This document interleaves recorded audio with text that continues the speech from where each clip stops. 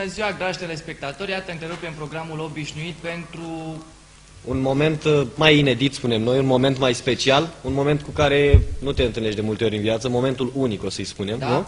Și acest moment unic, iată că mai nou poartă numele de Ciprian Apostoaie. Ciprian Apostoaie. Ce faci, Ciprian? Bine te-am găsit, noroc. Și eu? Ce Ai faci? ajuns vedetă. Da, am ajuns vedetă și am mari emoții acum. De ce ai emoții? Nu ți-am zis că suntem așa, ca între prieteni aici. Așa am eu emoții. Da? Ești o persoană emotivă? Da, da. Da? Cum e Da. să fii vedetă? E S-a bine schimbat să ceva? fii vedetă, e bine să fii vedetă. S-a schimbat ceva în viața ta? Da, să te oprești și lumea, cere autografii, Ai dat autografe? da, prin centru. Prin Bravo! centru? Uite Cât că ai merge. dat? Cui ai dat? La fete? La toată lumea, și la fete, la toată lumea. Da? Dar Au apelat toate fetele la tine? Da, da. Foarte Uite, bine tot atunci. vorbeam, Ciprian, de fete. Uite, ultima oară știu că tu îți căutai așa o prietenă, nu? Da, Da? da, da. Și ți-ai găsit? Da, Unde? o cheamă Oana. Oana! Și ce face Oana? Face bine acum. Face bine acum? Da. Cum se împacă cu ideea că tu ești vedetă? Îi place? E nu-i pregătit place? așa să te împartă cu toată lumea care vrea câte o bucățică așa mereu? Dar dacă vine altă fată mai frumoasă, uite, de exemplu, altă fată mai frumoasă decât Păi Oana și negociez dacă vine altă fată, că eu pe Oana nu vreau să o lăs. Nu? deloc. Vrei să Nu. negociezi? Da, Cum? da. Dar zine cum negociezi tu, de exemplu? Nu știi, eh? Nu știu. Nu știi, nu știu. Nu știu. Bine, Ciprian, uite, eu am aici niște clipuri. Da? Ți-am zis că, uite, sunt alte personalități, uite, alte vedete, așa, tocmai Da. de la București, care te imită.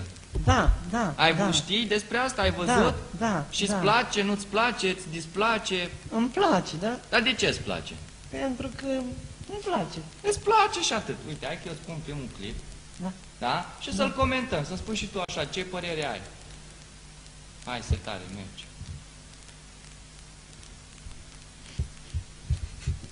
Așa. Ia să vedem. Nu vrea. Nu vrea să merg. Ba da. Ați venit exact unde trebuie. Aici vă Eu nu am găsiți imagine, partener. mă rog. Ați venit amândoi să vă căutați o partener? Văd că sunteți doi. Uite că ieri, practic, erai în anonimat și acum ești printre cele mai vizionate personalități din România pe YouTube. Cum e? E vreo diferență? S-a schimbat ceva? Nu s-a schimbat nica. Ai rămas același Ciprian, nu? Da, rămas Vesel, acea- glumesc. Da. Da? O să fiu mereu Ciprian. Foarte bine. Păi eu sunt acolo. Nu, te imită altcineva Te de la imită București. altcineva, Ah. dar vezi, te imită așa de bine. Da, Uite, da. pe noi nu ne imită nimeni. Ai vrea să te imite Suprim? Aș vrea, dar de unde atâta bucurie? Uite, din păcate aici noi nu avem imagine. Nu știu ce s-a întâmplat cu YouTube-ul. Să fie, dar cum să fie? Blondă sau brunetă? Brunetă. Așa. Blondă ori brunetă? Da. Prietena ta, cum e? Frumoasă. E frumoasă? Dar descrie-o. Descrie-ne, cum arată Oana? Frumoasă. E frumoasă. Și atât, e frumoasă, e o femeie frumoasă. Da. Ia spune-ne, Ciprian, tu câți ani ai? 31 de ani am. Mulți înainte. Atâta. Și ți se pare că rangul ăsta de vedetă l-ai căpătat totuși târziu sau e acceptabil? Și acum, te mulțumești? Mă mulțumesc că am un mare noroc de la Dumnezeu. Ai mare noroc, dar ai norocul scris în frunte, Ești o practic, persoană nu? Da. credincioasă, să înțeleg. Da, Te da. închin seara, îți faci așa, îți Da, faci cruce. da, Bravo, bravo, da, Ciprian, da. așa. La biserică Ia mergi? uite-te aici. Merg. Foarte merg. bine, ia să vedem ce avem aici Tot pentru Oana. tine. Asta e tot de la Mondeni? Da, tot de la Mondenii, dar face figure aici. Niște dificultăți tehnice cu care ne confruntăm mereu. Până rezolvăm problema, o să stăm de vorbă tot cu Ciprian, ușor, Suprim, așa? Hai, spune-ne cum ai întâlnit-o pe Oana, nu? Că e aleasa inimii tale, dacă am Am putea spune întâlnit-o așa.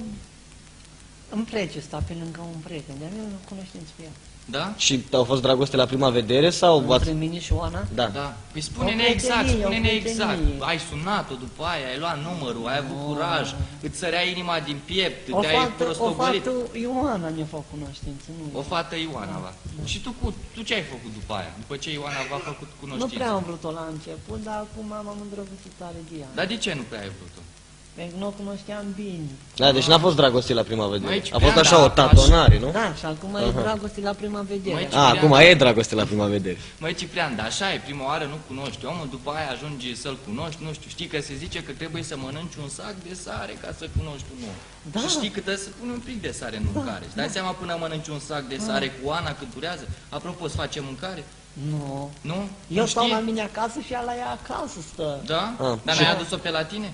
Nu, Dar de ce? nu am voie să o aduc la mine. De ce, mă? Nu te lasă mama?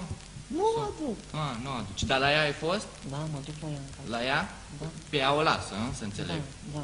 Ah. Păi înseamnă că ai mâncat la ea și n-ai mâncat mâncare făcută de Oana. Nu, eu mă duc la ea în casă, dar nu o primește la mine în casă. Sunt Da. niște chestii la urmă, da? Da, sunt niște chestii la mijloc, Ce- dar să știi că dragostea tot timpul va triumfa. Dragostea de adevărată. Dragostea, dacă e mare, știi să iubești. Da. Da. Ia spune-ne, Ciprian, tu ești un băiat simplu, nu ești nu te-ai născut în puf, ca Da, majoritatea da, cocalarilor de aici da. din România. Ce pasiune ai tu? Cu ce-ți place ție să faci cel mai mult? Pasiunii. Da, Da. hobby-uri. Mie îmi place așa, să ascult muzică manelii Așa. și populară. Așa. Și pe acasă mă mai Păi, la film. Și Zine- acasă te mai ești la filme? Da. Pe și acasă. Pe acasă, da, am înțeles. Păi, nu știu, zine un interpret de muzică populară. Care e interpretul tău favorit chiar? Ah. Sau de Nu-ți vine manele, nimeni acum? oricare. Manelii îmi place, cum îi zice... Nicolae Guță? Nu, Nicolae Guță. Este un personaj... Dar cântă-ne ceva ca să ne dăm seama. Ui, pretonează-ne 2-3. Am foarte mare la ținut. Îți place Fernando de la Caransebeș? Care? Nu. Nu? Când mă oprește lumea, eu le spun că îmi place de asta, cum o cheamă, de Andreea Bănic, mie îmi place. Da? Pentru Uite, că dacă... eu- Avem și noi un o- coleg aici o- căruia îi place de Andreea Bănică. Este foarte frumoasă. Păi uite, Da. uite, Ciprian, acum tu că ai ajuns vedetă, eu zic că poate o să ai șanse. Nu mergi la București. Da. Poate da. cu Cucerești Ce pe Andreea ce Bănică. vei spune dacă te vei întâlni cu Andreea Bănică? Ce îi spui când o vezi? Îi zic, eu sunt fanul tău. Eu sunt fanul tău și spui că o iubești și pe Andreea Bănică, hai zine sincer, ca Nu, pe prieteni. nu o iubesc, Adori, o ador. Da. o prețuiești, E pus acolo sus pe un piedestal, nu? E ca un idol pentru tine, nu? Da, Ai da, postere da. cu Andreea înțeles. Bănică? Nu Păi ia am. să-ți faci rost, măi, Ciprian, Da. ce fel de fan ești Da. tu, băi? Păi când sunt concerte, eu vreau să mă duc să iau autografe și Dacă nu și tu pot. ești vedetă, nu o să mai mergi să-i ceri autografe. Nu. De O aia să-ți spuneam, ceară ea ție o să autograf. vorbiți ca de la egal la egal. Sau cel puțin asta sperăm. Da, Nu speri da. asta? Da, Dar în da. momentul ăla ce se va întâmpla cu Oana? Vezi, aici e dilema, aici e Păi voi ține legătura cu ea. cu Oana, prin telefon. Da. Și vei merge acasă la Andreea Bănică. Nu. Nu? Dar Voi dacă sta te cu primește? Oana. Cu Oana. Tot voi cu sta Oana. Oana. Deci nu renunți la Oana nici pentru Andreea Bănică, nici pentru nicio femeie din lume, nu? Nu. Niciodată. O iubesc foarte mult. Uite, Acolo sunt eu. da. Ai fost tu, uite, și acum sunt persoane care Da. te imită. Care este pluralul substantivului telecomandă? Bun! Ăla sunt eu. Ăla Aici Iulian, ești tu, da. ăla Iulian. Da. Iulian e prietenul tău, care a spus Da, două? da. Sunteți prieteni buni de mici? Da, da, Pe eu acum să nu ne- mai vrea să fie prieten cu mine. Că ce? Că ai ajuns vedetă. Da, și eu. Da? Eu nu mai vreau. Și s-a supărat pe tine așa, Iulian? Păi ce fel de prieten ți-e el? Nu știu. Eu stau așa, liniștit.